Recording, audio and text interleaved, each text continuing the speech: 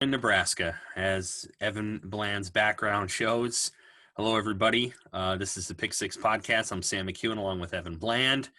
We thought about having a special guest, but I think everybody's kind of in transit. Tom Chattel, I think, is taking his daughter off to school. So maybe we'll have him on early next week to kind of go over everything that happened on a very, very momentous and busy week. Evan, Nebraska is not going to be playing football in the fall for the first time since 1889. Yep. There may be a football season in the January 2021 or February or March. We don't know.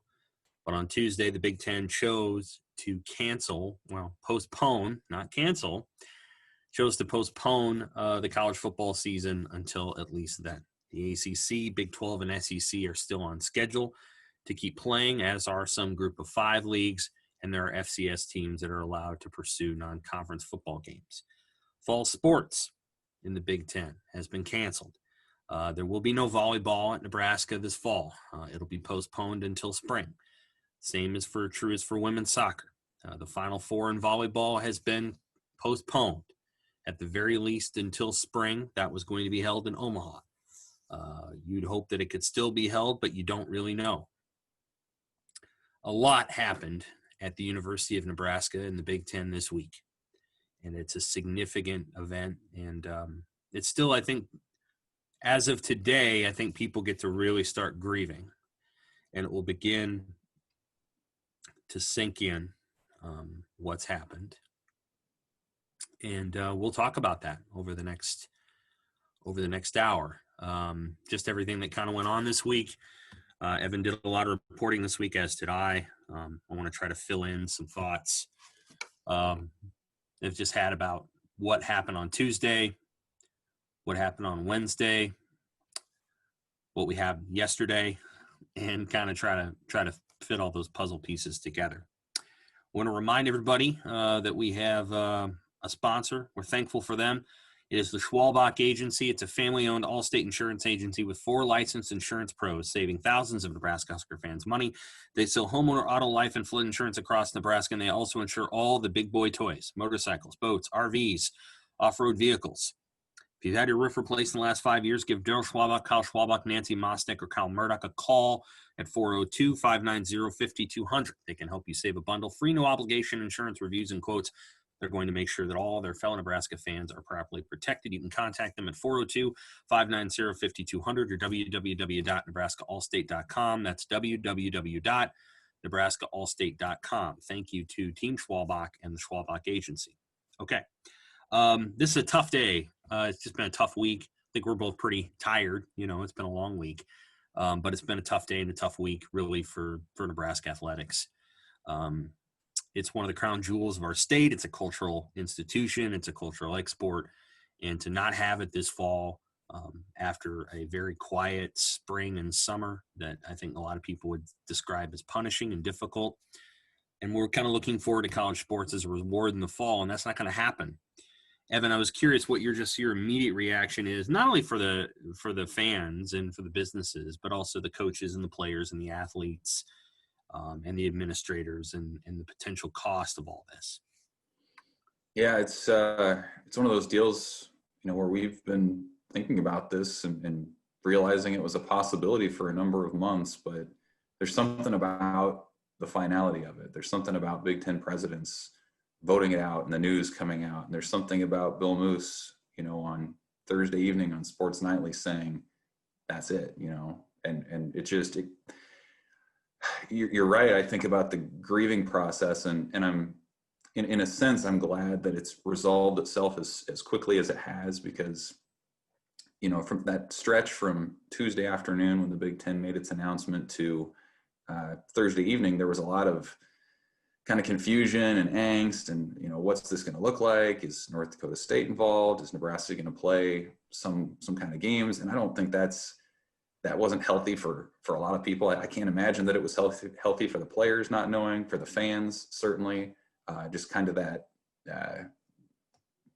of in-between place. And so, at the very least, there's some closure now. There's this idea that seems to be fairly unified at this point, within the Big Ten and the Pac-12 to look toward the spring, but there's just no getting around just the heaviness, the weightiness of this moment, because, you know, specific to Nebraska, I mean, we know how long they've been planning to have a season and to do it the right way. They brought players back. Some players never left. They brought players back in May and June in waves. They went through a lot of legwork to set up the testing protocols. You know, we've seen their work in the weight room through some of their hype videos. It was just, they were ready to go. They felt like this fall they had a team that could compete despite a really tough schedule, or in the midst of a really difficult slate of games. And now we're just not going to know, at least not until possibly the spring. You feel for the guys, the coaches who have put in a ton of work. You know, this is something they've been looking toward for a long time. They only got the 2 spring practices, and just when they were about to suit up fully, put on the pads and get at it last weekend, you know, the Big Ten puts a halt on it. And so, you know, a lot of empathy I feel for these guys. I was not a professional athlete. I was not a college athlete, but man, you can see the work that they put in. They were ready to go, and now it's not going to happen. And so you have to regroup from that. And at the very least, for me, today is a day where it's just, you start to move on, but man, you feel for everybody who put in the work just to get to this point.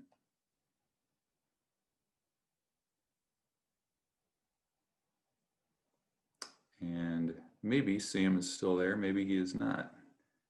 Looks like he might have frozen up for a second, but it's been a crazy week. I'm sure Sam will be back here in a moment. You there?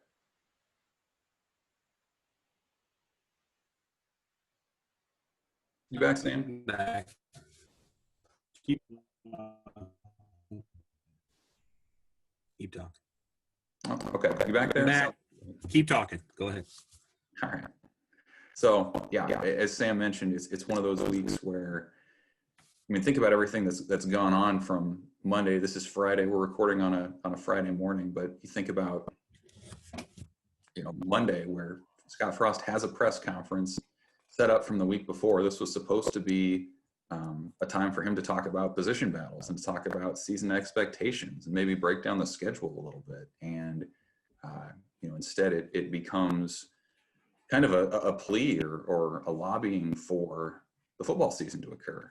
And as we know, that didn't play out that way. And as we know, there was a lot of backlash from the national media. And I think we can probably, Sam and I can get into that a little bit, but, you know, just my thoughts on that were just how ridiculous that was.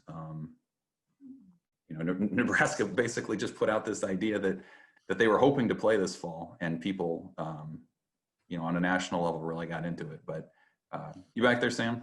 I am. Yeah, go ahead. All right. I was just kind of getting. I've heard you the whole time. Okay, getting into the timeline of the week. Yeah.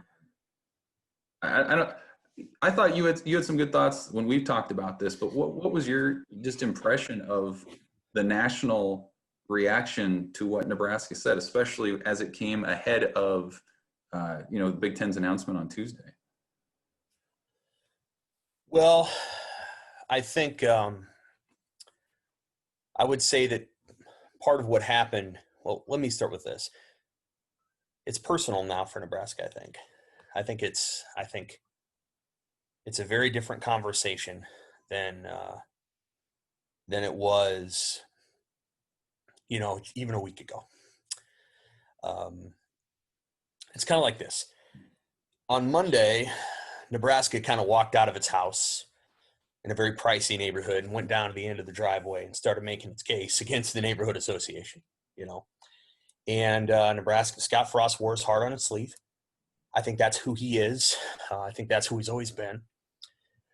Said a lot of things that I think a lot of people agree with in terms of, you know, the likelihood of playing these games in the spring, the value of playing the games now, the importance of trying to find a way to play games if the Big Ten chooses not to. All those things make a lot of sense, I think, to a lot of coaches. And I think part of what he was saying on Monday was designed to at least make the Big Ten reconsider an immediate cancellation, push it off, maybe keep the teams in helmets protocol, but push it off and in essence, delay the process and at least a couple of weeks, and then kind of assess, what the other leagues were going to try to do, and not punt so quickly. When the Big Ten decided to forge ahead on Tuesday, and we don't really know what the vote was, we don't know the inside info on how close that conversation was. My sense is it was closer than 12-2. I don't know what it was exactly, but it was closer. First of all, I think BTN was surprised. I mean, you saw their reaction. I think they were surprised that they decided to postpone the season.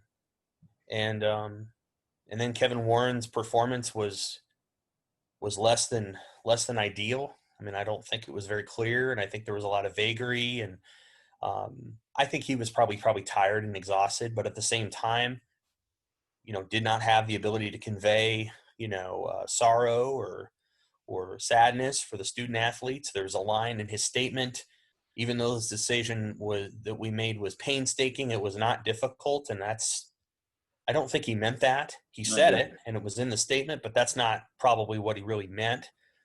Of course, it was difficult. I don't know why he said it that way.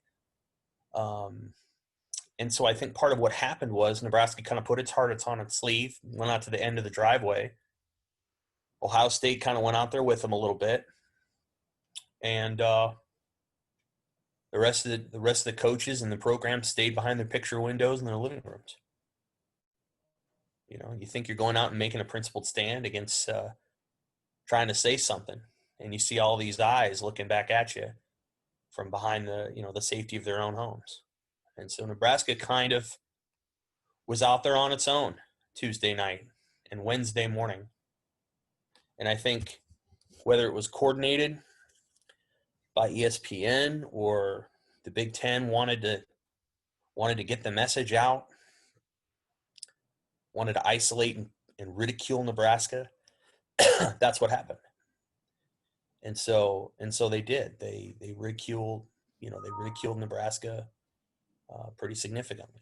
And Ohio State kind of came out to the middle of its driveway and maybe said they were willing to join the cause, but then they went back inside the house by Wednesday afternoon, and Nebraska finally went back inside Thursday night. So I think Nebraska got isolated by the media and they got ridiculed. And what the Big Ten was intending to do, I think, or whomever, was trying to put down essentially a revolt. And not a revolt. The revolt's the wrong word. Trying to put down the sentiment of wanting to play 3 or 4 games this fall and try to recoup some of the money that's lost. And I think the Big Ten didn't want any of its schools to do that. They didn't want any of their schools to replace, and I understand this, the Big Ten didn't want any of their schools to replace any schools that might drop out in the other leagues, the ACC, the Big 12, or the SEC. And, if the ACC could say, hey, you got Ohio State, you want to come play? That I understand the Big Ten wanting to stop that from happening. I do. I appreciate that. I think that would be a really bad look. But the non-conference thing, I don't understand as much. I don't understand it, but but that's the decision the Big Ten arrived at, and that's kind of what I think happened. I think, and other people will talk about Mike Wilbon and Desmond Howard, and I don't respect Desmond Howard's opinion, so maybe I shouldn't say that, but I don't really care what he thinks. Paul Feinbaum came out that way. Pat Forty. Paul Feinbaum came out against Nebraska. Pat Forty. I mean, yeah, there were a lot of. Right. So here's an interesting line from, I thought of Pat Forty because I've read his stuff for years. When Kevin Warren was hired in 2019, June 2019, Pat Forty wrote this about the Big Ten. Rutgers aside, it is a thriving conference. He wrote that. That was the line. And that big, he had, Kevin Warren had inherited a great conference. By Wednesday of this week, Kevin Warren had apparently inherited a conference that had 3 horrible teams in it, Rutgers and Maryland and Nebraska. And of course, Nebraska was a horrible addition by Jim Delaney, as we all know. And he put the pack your John Deere and hit the farm roads out of here thing. So I don't know what changed in Pat Vorty's calculation from the time that Kevin Warren inherited the league. Rutgers decided as a thriving conference to yesterday, other than I think the message was out like, hey, Nebraska has no right to say any of this, and they need to be shouted down. And so they were. And Nebraska's not leaving the Big Ten, and we can talk about why. There's a lot of reasons why. But from this point forward, I think it's personal for Nebraska. I think it's really personal for Nebraska. And now they know that winning against the Big Ten isn't just going to be, a cosmetic or a number on the board. It's now that your league generally abandoned you in a key moment, aside from Ohio State, which I think tried.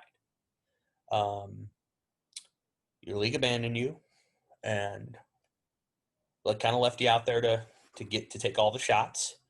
And now that beating Minnesota and Purdue and Northwestern and Indiana means more than just beating them. And there's, I don't know, Evan, if you've ever had a moment in your life where your cheeks got really hot and really red as a kid because somebody was making fun of you, and maybe it was 2 or 3, 4 people. Or somebody was making fun of you, and then other people did not step up to your defense, because we didn't hear that on Wednesday either. There weren't any coaches that stepped out and defended Nebraska either, other than, again, Ohio State. When that moment, you don't forget that moment. And I don't think Nebraska will forget that moment anytime soon. And I don't think Nebraska fans will forget it either. And, Desmond Howard doesn't care. He doesn't care. He doesn't care what Nebraska thinks. I'm not sure that he cares really what anyone thinks, which I don't know if that's a credit to him or not. But Desmond Howard has a history of saying inflammatory things about all kinds of teams. Like, it's not just Nebraska. But some of those other guys, I think, probably do care about their reputation. I think they hurt their own reputation on Wednesday, to be honest with you. And I'm not sure why they did that. Maybe it was the spirit of the moment. I don't know. But they did, and there you go. So that's what I think. That's what I think of that particular aspect of this story. What I want to, kind of throw into, and just to be maybe a little devil's advocate here, but, I think part of the arguments and such that I saw from the national media, they referenced Nebraska's departure from the Big 12 too. And so, right. The situations are obviously pretty different, but you have this team in Nebraska that has left one of its leagues 10 years ago in the Big 12, and, I guess stood alone against its current league in the Big 10. And, I don't know. I feel like maybe that is something that a lot of people pointed to that said, here's this, rebellious child again, stepping up and doing its own thing. Why can't he play well with others? And maybe there's something that's coming from that. But, I also felt like this whole situation was blown way out of proportion. I mean, what Frost said came ahead of the Big Ten's decision. He was lobbying. He was trying to make his point to keep fall football. And once that went by the wayside, what did Nebraska say? They issued a joint statement from its leadership saying, we hope to have our athletes play this fall. That was all they said. And then on Wednesday, they said not a thing. They did no interviews. They issued no statements. They got roasted by the media for saying they were going to leave the Big Ten. I mean, it was ridiculous. And I thought you made a good point to me in that, a lot of these national media types, their sources are Big Ten officials or people that are, loyal to the league. And so then they kind of can fall in line with that type of thinking. But I think, just objectively speaking, it was so grossly put out of context. And you're right. I mean, I think it really revealed kind of a personal nature to this whole situation with Nebraska. And in a lot of ways, presuming football can return to normal in the near future, I think this is just the kind of thing that makes the Big Ten feel like a season of non-conference games, even after 8 or 9 years, into something to where now there's some bad blood. Now there's some history. There's a relationship history there now. And so in the moment, yeah, it's embarrassing. It's I think unfair in a lot of ways, but in 2 or 3 years, like, this could be the beginning of maybe something that really gets Nebraska motivated to beat those Big Ten brethren. Yeah, I agree. I think that could happen, right? I definitely think it could happen. No, Nebraska never said anything about leaving the Big Ten. No. Kevin Warren's response on Tuesday was so vague and unclear about whether Nebraska could do that. He literally said that's an issue for another day, which, whatever. I had to send another media member, not you, but someone else. Kevin Warren will get his interview cleaned up with some evening interviews with his preferred national outlets, which he did.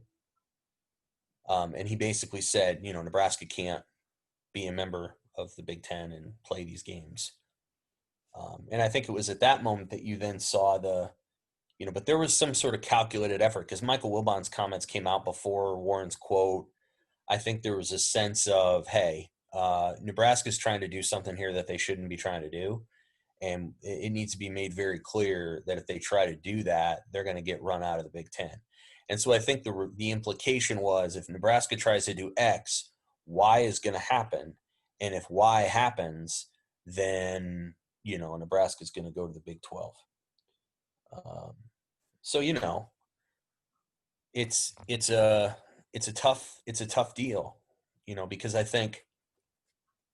do I think there was a thought or a conversation on Wednesday that, like, well, what would it look like to go back to the Big 12? I can't say that there wasn't that conversation, but here's what I know based on people I've talked to. Leaving the Big Ten would have been a financial tall order. It would have been Nebraska's essentially its second divorce, right? You leave the Big 12 to go to the Big Ten, and then you're going to leave the Big Ten to go back to the Big 12. That's a bad look. That's a really bad look. There was some, and then I think there was just this media scuttlebutt that, Nebraska wants back to the Big 12. There's always been this sense of that. I know there was a rumor rolling around on whatever day that Nebraska practiced in pads on Tuesday in defiance of the Big Ten. That didn't happen. That didn't happen. Did not happen. But that was a media rumor that was going around, and I'm like, no, didn't happen. So I think there was this general feeling throughout Wednesday that Nebraska's thinking about doing it. And, the Big 12 doesn't hold a candle to the Big Ten in terms of money that you pay out, like $16 million more. It doesn't hold a candle. The Big 12 doesn't hold a candle to the Big Ten in terms of academic reputation. Right. The Big 12 doesn't hold the candle to the Big Ten in terms of the quality of the play in the football league. Trust me. I watch it. I've been a voter for AP for a long time. I watch Big 12 football. It isn't nearly as good as Big 10 football. Maybe that sounds exciting to Nebraska fans because they think they'd go back and they'd be better than the Big 12, and they probably would initially, but the overall quality of the league is not anywhere near as good. And if Nebraska wants to be really good in football, like really good in football, it needs to play good football teams. Like, you can't the Big 12 in the 2000s was really good football, way better than the Big 10. That's now changed. It's completely reversed. And the reason it's reversed is because the Big 10 makes a shitload of money. They've reinvested in their programs and in their recruiting and in their staffs. And as a result, you don't just roll. I mean, the Big 10 that Bo Pelini joined in 2011 is nothing like the Big 10 that Scott Frost is in 2020. It's not even close. And don't let anybody tell you otherwise. It's not. The Big 10 in 2011 was a gettable league. The Big 10 in 2020 is just a little notch below the SEC. And I don't give a crap that Oklahoma's been in the playoff the last 3 years. That's a stupid they won more games than they only have one loss thing. I mean, Oklahoma is nowhere near as good year in, year out as Ohio State. Why they can't figure that out, I don't know, with the college football playoff committee. But Oklahoma's abject failure, and I mean failure, in all of their appearances, underlines why the Big 12 isn't very good. I mean, Oklahoma's played a single competitive game. The Big 12 has played a single competitive game in the playoff, and they've only won one. They haven't won any. They haven't won any of their games. I think they're the only league who hasn't won a game. So, there's a lot of things to unpack there. But I don't think Nebraska was ever thinking about leaving the Big 10. But it became such an issue so quickly that, the Academic Senate put out a survey. And look, I mean, it was kind of a dumb survey, but they put it out and it was one question. And I think their intent was, if you're going to be doing this, if you're going to be playing a couple of non-conference football games this fall and jeopardizing our Big Ten membership, we just wanted you to know that we don't think you should do that. Yeah.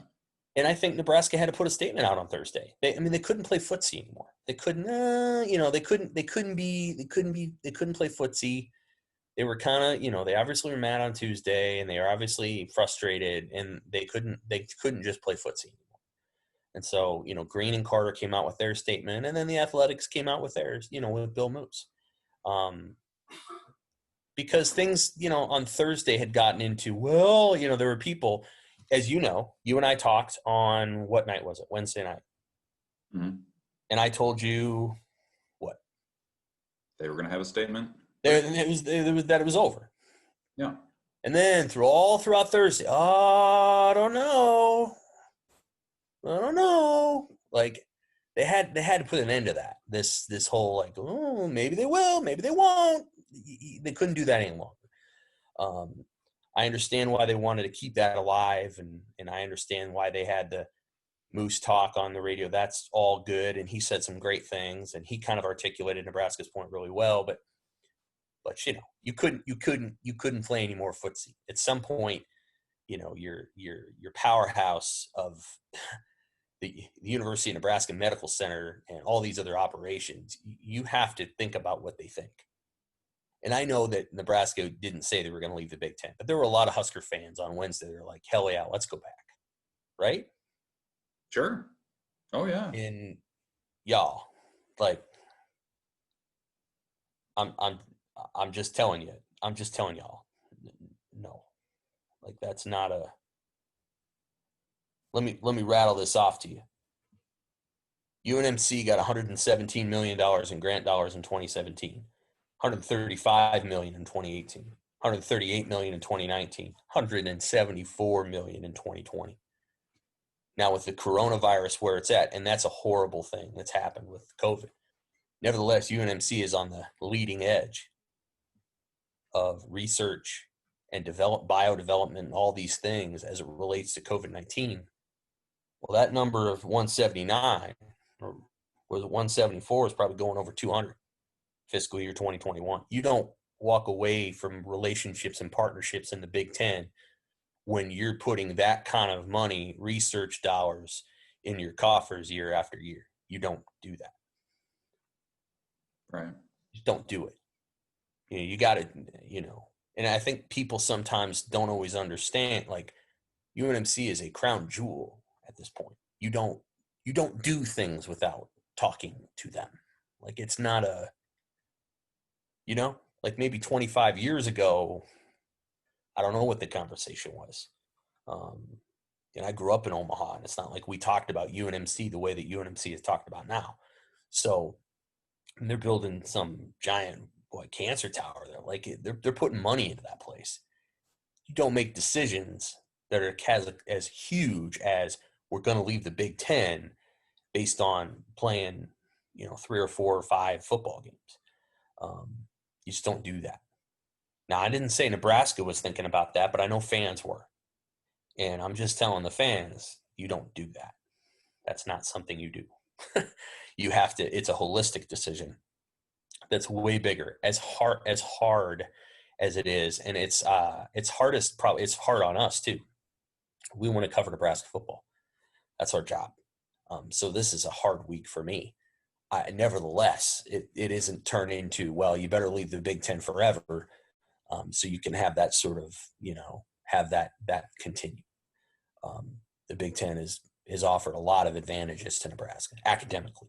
So for fans that felt like, well, this is the time to go and you got to walk away, it's a larger discussion than just sports. Well, yeah, you think about, it would have been the smallest of short-term gains. You're talking about a couple of football games with limited or no capacity to make a little bit of money and maybe to make people feel better. But, there was no guarantee that this thing would have happened anyway. You look, as of this moment, I think it's 53 of the 130 FBS schools have canceled. None of the Power 5 conferences would have had openings, with the possible longest of long shot chances with Notre Dame, which had a non-conference spot. But you're talking about playing Conference USA, a Sun Belt team, a couple of FCS schools. To put all of what you're talking about on the line for that, it just made no sense. Again, ultimately it might not have happened anyway. But the silver lining in the whole deal, and I hope to get a better sense of this in talking to some players, is the recruiting side of it, right? Like, I think they probably won over a few people or reaffirmed the notions of some players when you have Frost and you have the administration fighting for football, fighting for absolutely players. There's something to be said about that, but ultimately, it's one thing to say it, it's another thing to jeopardize hundreds of millions of dollars, your academic standing and all that, just to play a few football games. Well, and it's obviously, again, there's millions of dollars attached to playing the games. There's jobs, there are sports, but so it's not a small side on the other side of the ledger. And I still believe that the Big Ten should have allowed Nebraska to do that.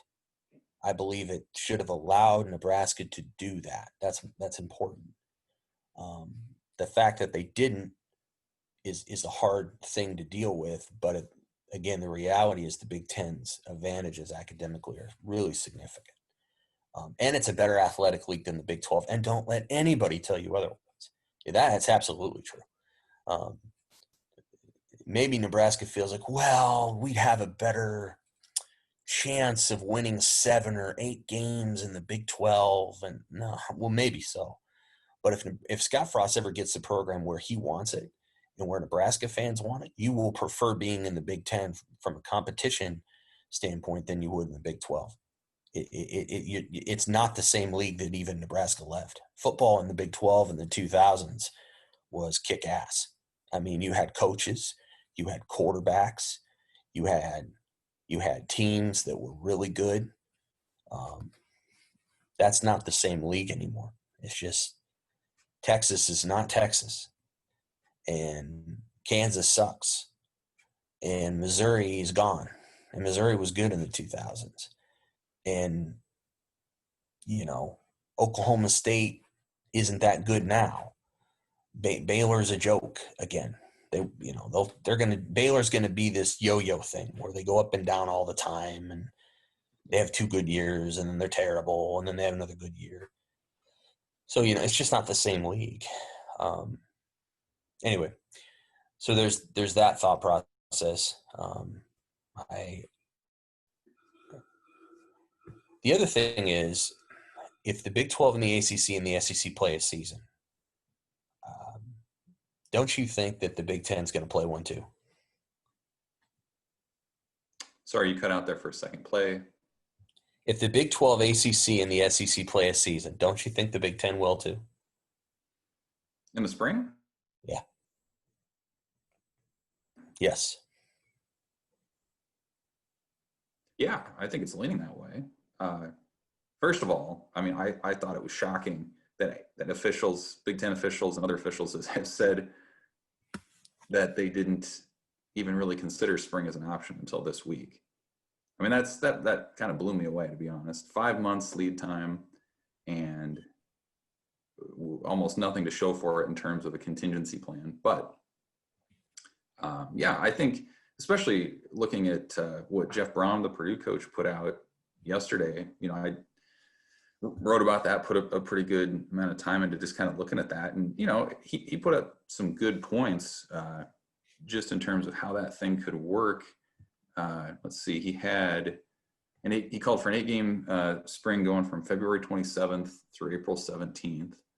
And then you essentially have 3 months off, and then you basically start the 2021 fall season about a month later than normal. And he kind of worked around the physical concerns, the idea of playing 2 seasons in one calendar year by greatly diminishing the padded practices during the week. Kind of laid out this scenario where if you're a non-bowl team in the spring and the fall, you'd have 52 combined padded workouts as opposed to 114 in a standard year. So, he put out some good points, I thought. And that fall campaign would be 10 games, I think it was, also conference only. And so, I don't know, for me personally, to see something that detailed, that specific, laid out, gave me hope, as opposed to just kind of the general, lukewarm notions from a couple days earlier of, oh yeah, it'd be nice, but here are all the problems with that. It felt like, to me, for the first time, it felt like it was actually realistic, actually a possible thing. And then when you start detailing, again, all the money that's at stake here, and eligibility issues. I mean, if they don't play this spring and you keep some of those guys, then you're talking possibly 20, 25 extra scholarships that you have to fund. And then this thing starts to snowball into even more costs. So I think there's this general idea of cynicism out there that the Big Ten postponed now with the intention of canceling later. Yes. But I don't know. I personally don't buy into that. I think there's too much at stake for that to be the case. Maybe you disagree, but well, if they postpone now to cancel later, I think they postpone now because they want to look good. They want to look like, come out of this smelling like a rose when the ACC, the Big 12, and the SEC's plans fall apart. And I still think there's a distinct possibility, there's a chance that will happen. I think there's a chance that you're going to see those 3 leagues get right up to the brink, which I think starts September 12th or September 5th, one of the two, September 5th, because you have non-conference games to the ACC at that time. And I think maybe the Big 12. They're going to get right up to the brink, and they're going to pull the plug. It's possible. I think that's distinctly possible. Especially in states where the spread has not been remotely controlled. I mean, the Big Ten states are not the wildfire here. I mean, it's still a big issue in Texas and Florida. And I understand that the political environment down there is different than it is in a lot of states up here. Not in Nebraska, but, the Nebraska's political environment is probably much closer to Texas. But there's other states where that's just not the case and isn't even remotely the case. And, as a result, I think the Big Ten still somehow expects things to go that way.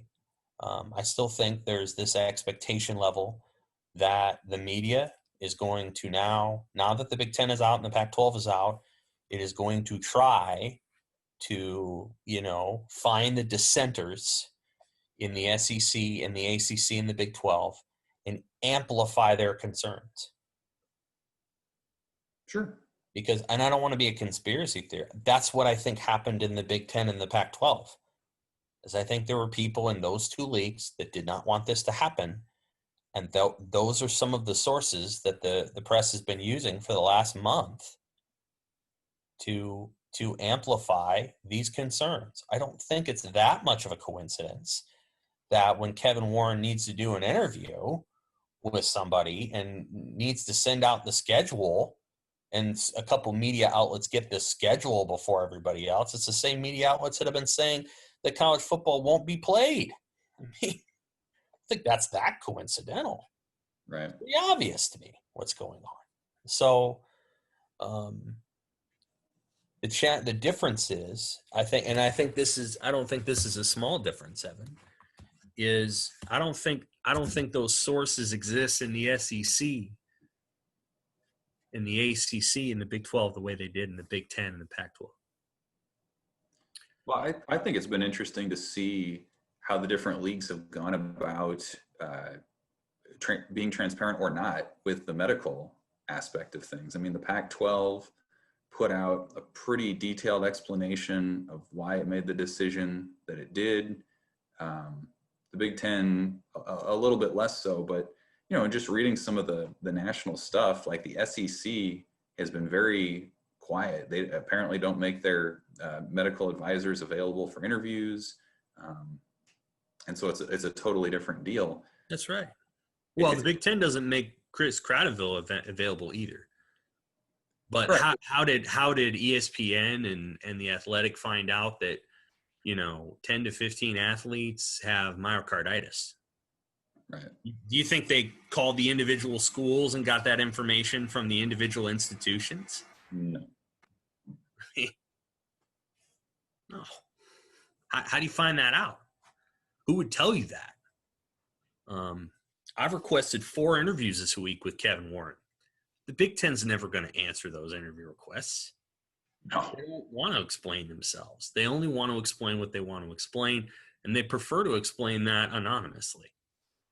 Because when Kevin Warren had to give an interview to BTN, of all places, and Dave Repson did a really good job, but when Kevin Warren's giving an interview to BTN, he cannot explain his own decision in a way that gave anybody any sort of pseudo confidence, to the point where he has to then give a direct answer to a different news source that later that night. Like this is he did not have a good week. Now, again, the grace that I want to give that guy is I think he was probably really exhausted when he gave that interview to BTN, because he had been, they had been in meetings for like 96 straight hours. And I think coming out of that, it was very emotional and very tough. And it was certainly not easy for the Big Ten to be the first school. And I got the sense that the vote was probably more split than it's been led on. And it was painful and frustrating and all these other things. And I think he was like, oh man, this is tough. And so I think there was probably if he had given that interview the next day, it probably would have been more on point. But I think to me, the thing about that whole situation was my issue wasn't even with the decision necessarily. It was how they arrived at it. I mean, 6 days after they put out the schedule, what really changed? Is it the myocarditis, information that's come out? Like, we never really got a strong answer as to what that was. And so what it comes across as, and then you couple that with what you're talking about with his press conference, but it all comes across as waffling. It comes across as, weak. It comes across as disjointed. And so, in a time when people are just craving leadership at all levels with what's going on, and you get jerked around from, hey, here's our new schedule, and on that day saying, yeah, I feel safe about doing it, to 6 days later pulling the plug still a month away from the season, after they set up the schedule, built in the flexibility, established the protocols, and they don't even, get past mid-August. That to me, and again, it may prove to be the right decision, but how they got there to me said, man, it left a lot to be desired. Yeah. Well, one question that wasn't asked of Warren was this issue with the player united movements. And I think based on every statement that Warren has ever made and some of the things that, he was about when he was hired, I think he does care about those movements and has a feeling about those movements that is perhaps, a little bit different than some other conference commissioners based on his experience outside of the college football structure. Like he's not a lifer in the world of amateurism. You know what I mean? Mm-hmm. Like he was a player, but he's not like, this 30-year, conference, NCAA. I always think of Dan Beebe. Like he was an NCAA enforcement officer before he became a commissioner. Jim Delaney worked at the Ohio Valley Conference before he was the Big Ten, I think. I just don't know. I think Kevin Warren comes at it from a very different perspective based on his career that probably looks closer to the bill that was released by Congress yesterday, which we'll talk about another week, and a little further away from where Delaney was at. Does it make sense? Mm-hmm. So they didn't get into that, and I wish they had, because I think if that question had come out, I think you all of a sudden would have seen a much clearer perspective, because I think that's in Warren's mindset of like, we have to find a way to treat student athletes better. And I'm not saying that I agree with that. In fact, we've had lots of conversations about the NCAA off camera, but that there's something there that's additional to the medical piece with him. And that's probably something that someone needs to flesh out better. So where does Nebraska go from here? What do they do now? Well, I don't know. Do we know that they're practicing this fall? We know some schools are. Wisconsin's doing the 20-hour week setup. I think Illinois is another one that has said that they will. I think the NCAA is trying to hammer that out. Wisconsin did what it did this week, but I think you're going to get that finalized. I don't think it'll be much of a practice. No. Keep working out. Yeah. I mean, to me, the next obvious questions become, all the fallouts related to this. What does eligibility look like? Again, at the moment, presumably they play in the spring, so that keeps things fairly straightforward for your players that are there. But how about your early enrollees? I mean, even the guys in 2021 committed to Nebraska right now have put out tweets saying, like, what does this mean for us? Ryan Day at Ohio State, in his press conference, said he was actually going to advocate that early enrollees could play in the spring and the fall and have it count for just 1 year of eligibility, which seems— I think that's a mistake. Seems far-fetched. It's a mistake. I don't think kids should be coming off their high school football seasons and then playing, 20 games in 2021. I think that's a mistake. And I guess the players who are currently there could play in the spring and the fall, and that counts as a year each, I suppose. Yes. Yeah, I think that's the way it needs to be done.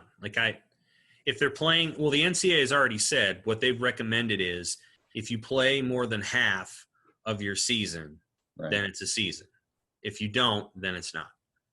So, like a soccer team could play an 8-game season this fall and it doesn't count. A football team can't play 8 games and have that count because that's more than half.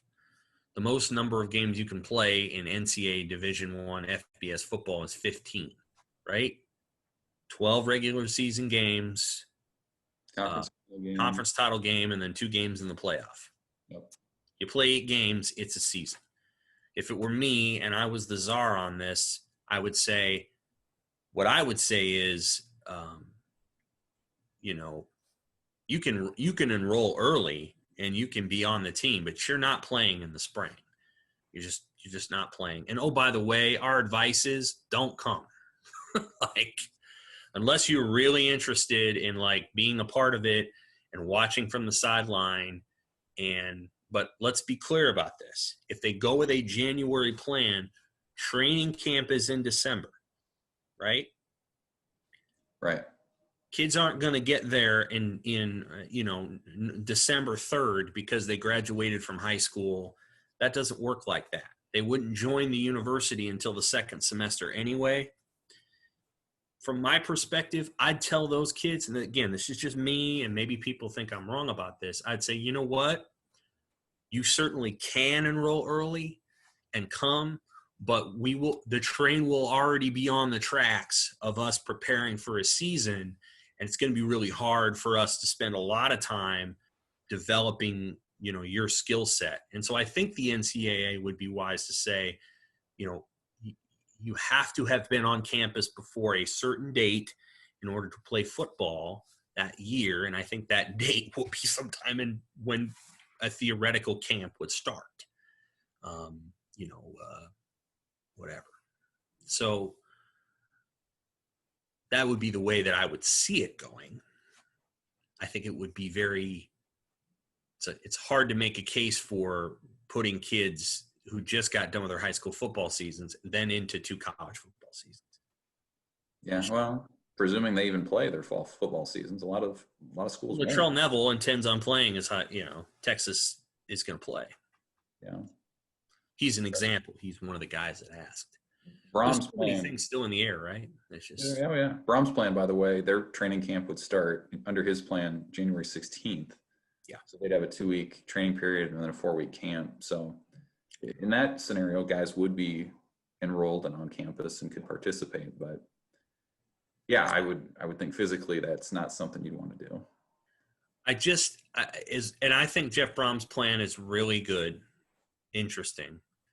I think the reason that Ryan Day is talking about January is because they're talking about January, and I think it'd be a bubble scenario where you'd have dome stadiums that can be leveraged and used to house 2-3 games, 4 games on a weekend. NFL draft is another thing for him. Get that season done before the NFL draft. And guess what? There's one advantage to Kevin Warren being the Big Ten commissioner is he knows everybody in the NFL. Mm-hmm. And if there's one commissioner who could actually work with the league and actually call the Detroit Lions or the Minnesota Vikings and say, we want to use your dome, it's Kevin Warren. He's the one guy that can do that. So as it turns out, maybe there's some advantage to having him in that role if you have to go play a football season in January or February or March of 2021. He can help set those things up. And my hunch is if the Big 12, the ACC, and the SEC play and they get through 8 games, the Big Ten coaches will be returning to their presidents and saying, we need to play these games. And if we do not play these games, it will be a problem for you. Well, yeah, if nothing else, they're going to have the benefit of being able to sit back and see how everybody else does at the college level. They can learn from the NFL protocols and whatever they learn this fall. Yeah, I mean, they're going to be in position to play. And if that goes that way, man, yeah, they're going to need to play. They'll play. And they will, in the bubble environment that they might try to play the games in, or semi-bubble, perhaps helps them in terms of getting the games played and doing all those things. I don't know how many fans will be there. The conversation about what it looks like in the United States of America for the next year as it relates to major sports it's way up in the air. I cannot remember another time in my life, there hasn't been, where so many of the things that are central to American culture, whether it's sports or music or movies or art, and American culture is sort of a leading exporter around the world, when so many things that are central to American culture are so in question. And there comes a point where you would think there's a conversation about the value of that culture and the jobs that it creates and the value and the happiness and the joy that it exudes, balanced against this baseline, but somebody might get myocarditis. When is that public conversation going to be had? Yeah, no, you're absolutely right. I mean, everyone holds out hope for a vaccine, and obviously that would be plan A, but yeah, I mean, if things are as they are now in January and February, what do you do? Is that it? Do you you lose the season entirely? And then what does that fallout look like for athletic departments, for college towns, for businesses, for players? Yeah, you're right. I mean, there comes a point where what's this exchange that we're really talking about here? Is living the life that we're living, worth what we're having to give up in these moments? And that's where that national debate comes in. There was a writer that I respect who said, that a journalist I respect, who said, even if 99.9% of athletes didn't get myocarditis, even if 99.9% of athletes didn't get it, that 0.1% who did, let me see if I can find it. There's 14,000 athletes, so 0.1% is 14. Can you say which 14 young men or women should be good with that? That's an interesting question, right? Mm-hmm. In part because playing the athletics does not preclude you getting the coronavirus. 1. 2, I don't know what the implications of that statement are. If 99.9% of X feels A, it doesn't matter because the 0.1% feels B. And I respect that person, smart thinker, all that. Don't know what you do with it. If that's the state of the conversation in our country, or if that's the state of the conversation in athletics, if that's the state of the conversation in really anything, then we have to examine, what we're doing. Because we have to have a public conversation or a more robust conversation or debate about what that means. Because it doesn't essentially means that if there's 14 out of 14 people out of 14,000 people who don't agree with X, then we got to do Y. And I did not think. I didn't necessarily think there would be that. That day would come that we would be having that. But then I think about the same time. Down here, schools come back full time, and we're dropping our kid off on whatever day it was, Wednesday. I think the same day that all this stuff went down. It was the quiet day. We're dropping our kid off, and there's 60 parents out there. These kids are lined up. They're all excited. And I watched the local news that night, and the top story that they show is a picture from a parent who thought that the kids were too closely spaced together. And it's again one of those moments where it's like, if what we do for a living is find the 1 or 2 or 4 people that have a problem with something, and we amplify that as what needs to, but there's way more people than just 1 or 2 or 4 people who have a problem with people going back to school right now. I understand it's a much more sensitive debate than that, but this is a person who sent their kid back to school and they had a problem.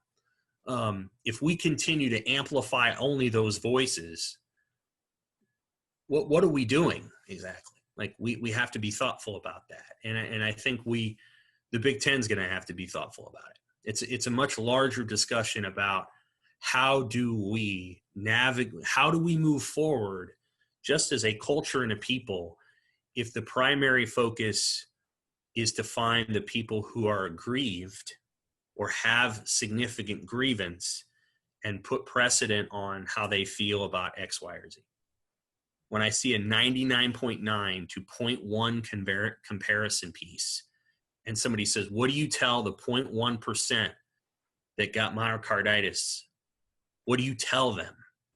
Well, then the argument you're making is there shouldn't be any college sports because people get myocarditis from the flu too.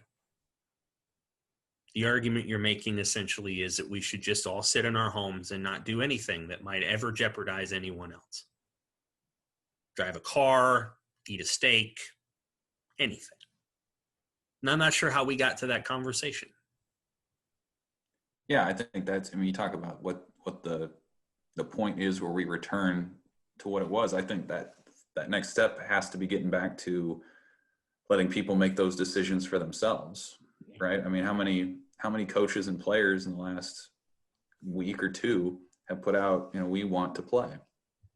And they're saying this, presumably, knowing full well what the risks are, and they're willing to do that. And so I think, you know, that's what it has to get back to. So what would you tell those 14 aggrieved individuals? You'd say, hey, this is up to you. You know, if you're informed and if you know the risk, then either don't do it or do it and know that this is a possibility, no matter how remote it is.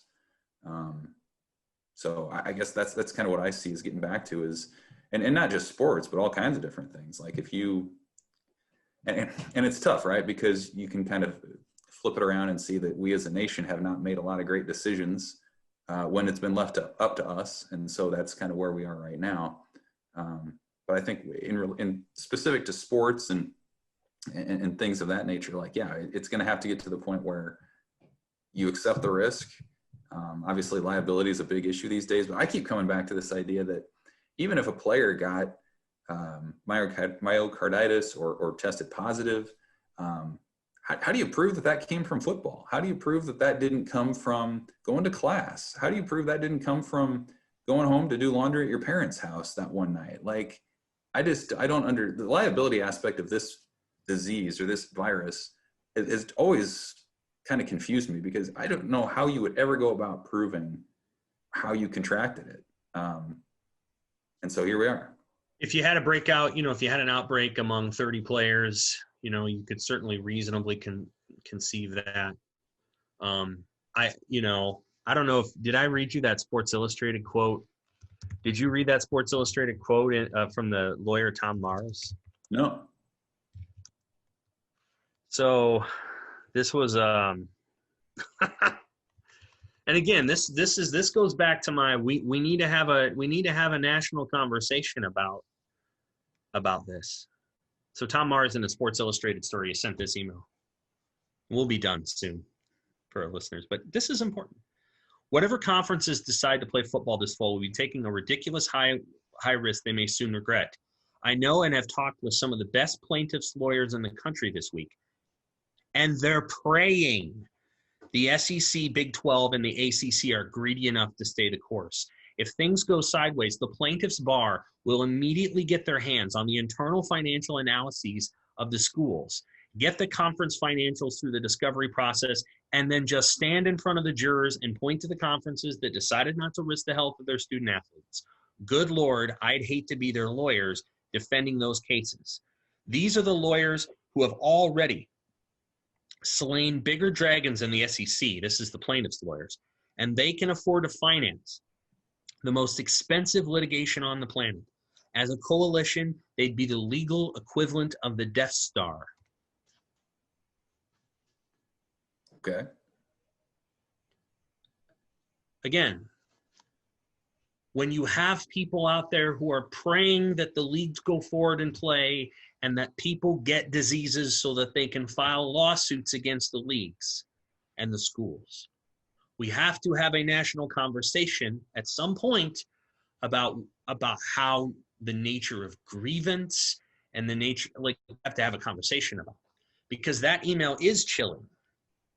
And it paints a very dark picture of the universe, where it paints this increasingly dark place where people don't do things or say things or be things out of fear that they might get sued or canceled or humiliated. Like it's an argument for, it's an increasingly an argument for retreat.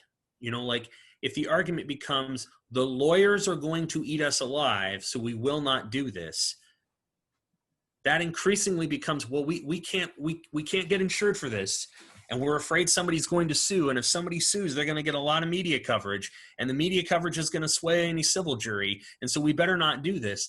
That's where you got to start to have the national conversation about, okay, who do we want to be? And maybe the national conversation is we want to be a nation that protects the one at all expenses to the other 9,999. And that, if that's the conversation, then let's have it.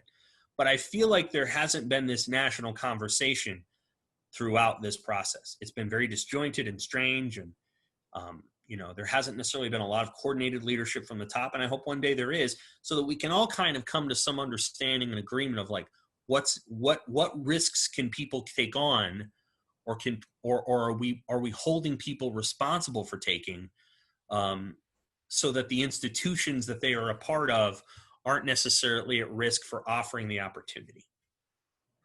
And I think that's one of the bigger questions that we've got to navigate. Because at this point, the NCAA has been called every bad name in the book, and I think the NCAA's response to being called every bad name in the book is to simply stop. It's just to cancel everything. Right? We're just going to cancel all of this because we can't deal with the possibility of something going wrong. Yeah. Dark week. Man. Winter is here early. On to recruiting. Basketball probably be making a decision, I don't know, in the next 20, 30 days. And if I had to play a hunch, the NCAA's financial existence is at stake with that basketball tournament. They're going to probably have to have it on some level in order to survive. And my sense is they'll try to make that work. So when people say, I know Clay Travis said if there's no fall football, there'll be no sports until 2021. I don't agree. I think the NCAA knows that everything it cares about is at stake if they don't play another basketball tournament. And as a result, they're going to find a way. I don't think basketball's off the table. No, I know the Pac-12, their ruling, I guess, precludes sports from returning until January, right? So that would knock out some non-conference for basketball. But I got to imagine what the NBA has shown with the bubble and how it's able to function in this pandemic. That's got to play into this thing too a little bit. And there's no question. Oh yeah, I don't think you're going to see. I don't know that you'll necessarily see anything in every league before then. But this is a fact. From the end of Thanksgiving until mid-January, you have time. There will not be school. School will not probably be in session because most schools go home after Thanksgiving. That's a month and a half. And if your basketball players want to go in a bubble and play basketball instead of sitting around the gym or sitting at home, I think that's an option they're going to get. And I think they might be able to go play 10 or 12 games. Mm-hmm. I really do. And I just want to throw in too, for what it's worth, Nebraska volleyball, their chances of playing in the spring are quite a bit more realistic than what we've been talking about with football. I mean, that's a sport that a lot of those players do beach volleyball anyway. Obviously, the roster size is quite a bit smaller. As John Cook has kind of said over time, those Big Ten coaches have been really proactive with setting stuff up. So, as rightfully as much talk as football has and its massive fallouts, I think volleyball too is another revenue generator at Nebraska that and a very strong national title contender. I think their chances of playing in the spring are pretty decent too. So that should be something else to follow. Agreed. All right. That's all we have for this week. We'll be back next week to hit a reset button. We'll probably learn something about eligibility today. We'll maybe learn some more about recruiting. Real quick on the recruiting front, Thomas Fedoni this morning put out a decision date. So yeah. August 26th for him, one of the top 1 or 2 tight ends in the 2021 cycle. So we'll see where he ends up. But you like him to go to Nebraska? Yeah, I think that's the way that I would lean right now. He had his unofficial, official visit with Nebraska players. He's been to campus a lot. He likes LSU and Michigan and Notre Dame, but he was never able to get out there. And so, as he has said, he's told me this, and he said it a lot, that he's going to have to make a decision based on relationships. So, as much as this pandemic in a lot of ways has hurt Nebraska recruiting in terms of no spring game, official visits, as we know the power of that from bringing kids to campus from far away, this could be one of those rare instances where, the whole recruiting shutdown might actually benefit Nebraska. So we'll see. What do you think?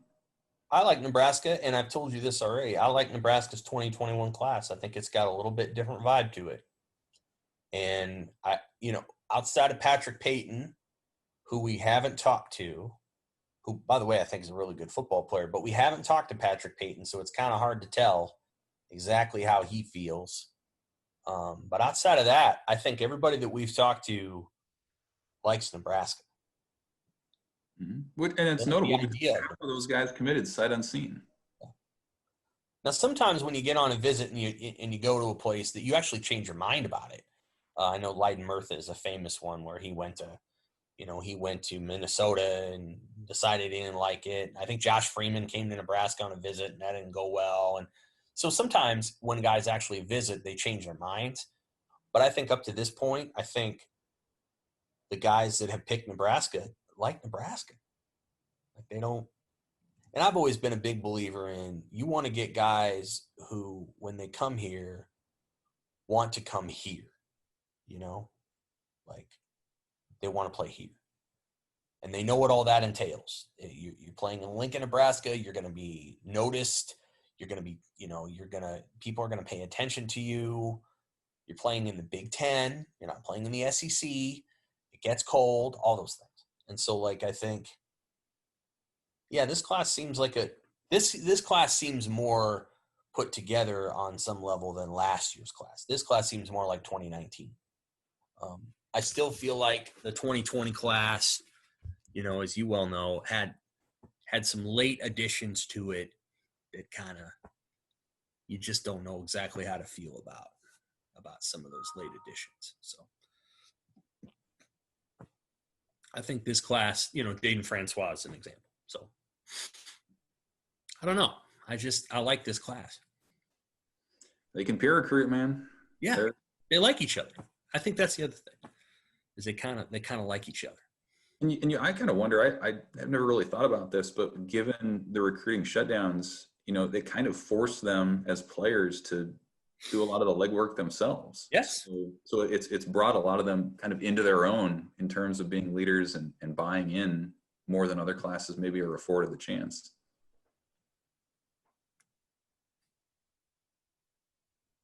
All right. I think we've said what we're going to say. Sounds good. Have a good weekend, Evan. What's that? Have a good weekend. I hope it's quieter. We'll see what the fall has in store. A lot of Arbor Days in Nebraska City, maybe. I don't know what your jam is, but I'm gonna cover high school football, man. I'm going to high school football games. I'm watching football. Same. And if that's where it's got to be, if it's got to be Crete Seward, bring it on. Get me out to that field, man. I'm not kidding. I'm going to look forward to watching football, whether it's collegiate, in person, whatever. And if the ACC and the Big 12 and the SEC are playing, I'll watch them on TV. Sure. Absolutely. Yep. I hear you. It's going to be weird. All right. Thanks everybody for this week of the Pick Six Podcast.